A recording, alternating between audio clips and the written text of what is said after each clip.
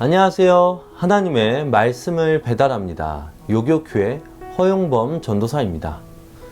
오늘의 본문 말씀은 창세기 24장 54절에서 67절까지의 말씀인데요.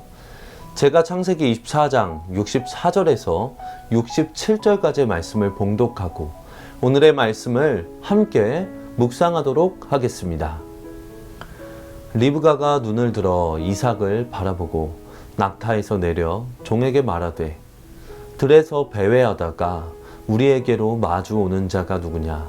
종이 이르되 이는 내 주인이니이다. 리브가가 너울을 가지고 자기의 얼굴을 가리더라. 종이 그 행한 일을 다 이삭에게 아뢰매 이삭이 리브가를 인도하여 그의 어머니 사라의 장막으로 들이고 그를 맞이하여 아내로 삼고 사랑하였으니 이삭이 그의 어머니를 장례한 후에 위로를 얻었더라. 저는 사역을 감당하면서 항상 신경 쓰는 것이 있습니다. 이 사역이 내가 없이 다른 사람에게 이양되어도 이 일의 핵심 부분들이 유지돼서 흘러갈 수 있을까입니다.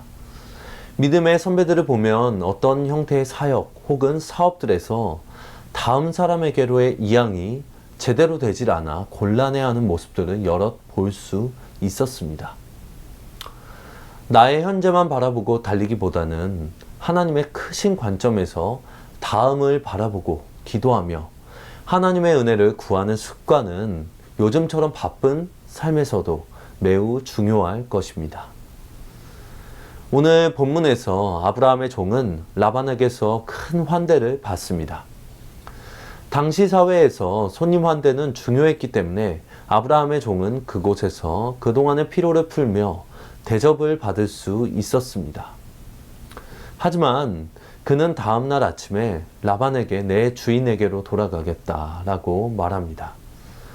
아브라함의 종은 좋은 것을 누리는 것에 만족하지 않고 본인에게 주어진 사명에만 충실했습니다.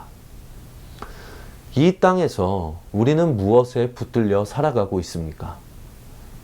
우리를 현실에 안주하게 만드는 것, 하나님의 사명을 흐리게 만드는 것은 무엇입니까? 한편 우리는 리브가의 모습에서 간결하면서도 단호한 여성상을 볼 수 있습니다. 그녀는 본인의 혼인 문제에 자발적 태도를 보였습니다. 스스로 고향과 친척과 아버지의 집을 떠나 아브라함의 종을 따라가겠다고 대답한 것입니다. 이러한 리브가의 모습은 고향과 친척과 아버지의 집을 떠난 아브라함의 모습과 매우 닮아 있습니다. 하나님은 그런 그녀를 통해 구원사를 이어가십니다. 창세기는 남성만이 아니라 여성도 주도적 역할을 하고 있음을 보여주며 하나님의 부름에 응답할 것을 요구합니다.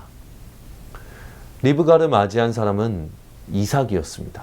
그는 리브가를 맞이하여 아내로 삼고 그녀와 함께 새로운 삶을 시작합니다. 이삭은 어머니 사라를 잃은 상실감으로 슬퍼하지만 그녀를 통해 위로를 얻습니다. 이렇게 한 세대가 마무리되고 다른 한 세대가 시작됩니다. 이 땅에서 우리의 삶도 결코 영원하지 않습니다. 아브라함처럼 다음 세대를 준비해야 할 책임이 오늘 우리에게도 있습니다. 오늘 우리의 삶에서도 나의 하루와 나의 세대만을 생각하는 하루에서 벗어나서 하나님의 넓은 관점에서 다음 세대를 생각하는 하루가 되시길 소망합니다. 아멘.